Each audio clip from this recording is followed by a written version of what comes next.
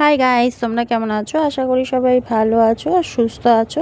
প্রচণ্ড গরম পড়েছে। দেখো আমরা কিন্তু সকালবেলাতে দেখেছো আজকে বেরিয়ে গেলাম আজকে সকাল সকাল বাড়ির থেকে। আর বেরিয়ে আমরা যাচ্ছি কোথায়? অবশ্যই বলবো যাচ্ছি কোথায়। এখন দেখো আমরা একটুখানি বেরিয়েছি, কাজের জন্যই যাচ্ছি আর কি, দুদিনের জন্য বাড়ির থেকে বেরিয়ে। মেয়েরা বাড়িতে একাই রয়েছে আর কি, মানে আমার বান্ধবী আসবে আর কি, ভাইয়ের বউ আসবে, বান্ধবী আসবে, ওরা ওদের সাথে থাকবে। আর আমরা কিন্তু বেরিয়ে গেছি ঘুরতেও বলতে পারো, কাজেও বলতে পারো। তো আমরা দেখো এয়ারপোর্টে চলে এসেছি। এয়ারপোর্টে এসে কিন্তু খুব খিদে পেয়ে গেছিলো, কারণ সকালবেলাতে আমরা কিন্তু কিচ্ছু খেয়ে বেরোইনি, ফ্লাইট ছিল 12টার সময়। তো আমরা কিন্তু সকাল সকাল বেরিয়ে গেছিলাম, ওই সাড়ে নটার সময়ই বেরিয়েছিলাম, হ্যাঁ 9টার সময় বেরিয়ে গেছিলাম।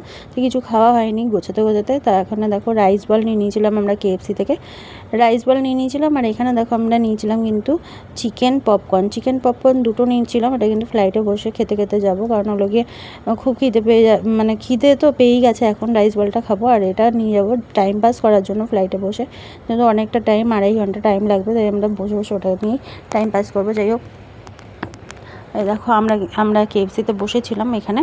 আর এয়ারপোর্টে কিন্তু আজকে মানে দেখো ফাঁকা ফাঁকাই লাগছিলো। এর আগে বা যখন এসেছিলাম তখন একটু বিকেল ছিল বলে হয়তো ভিড় ছিল বেশি, কিন্তু আজকে কিন্তু ফাঁকা ফাঁকাই লাগছিলো।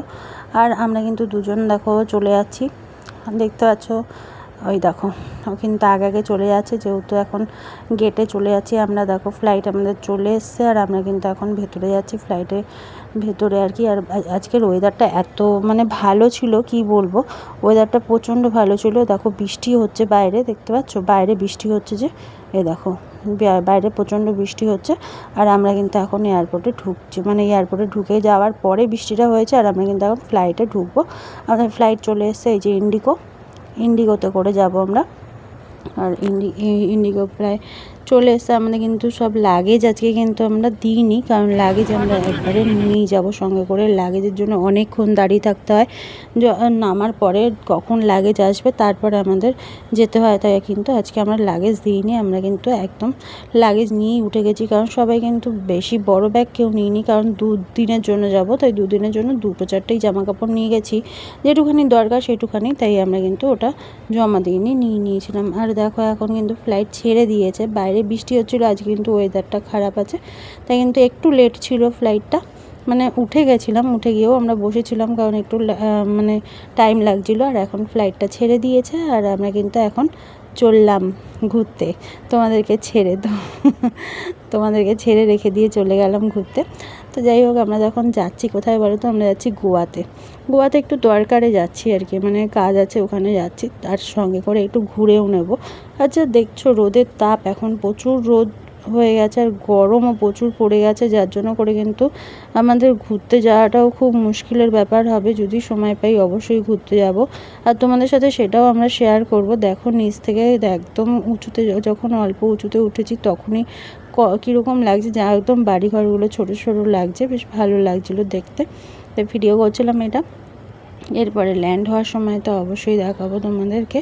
এই দেখো বাড়িঘরগুলো দেখতে পাচ্ছ, একদম কলকাতা আমাদের একদম ছোটো ছোটো লাগছে। তারপর দেখো আমি কিন্তু এই যে বাইরে দেখো আকাশের ওপরটা এত সুন্দর আর কি। এর আগেও ভিডিও করেছিলাম, তবে ওগুলো কিন্তু ছাড়া হয়নি, তাই এইবারে দেখছি ভাবছিলাম যে একটুখানি ভিডিও করে তোমাদের সাথে শেয়ার করি।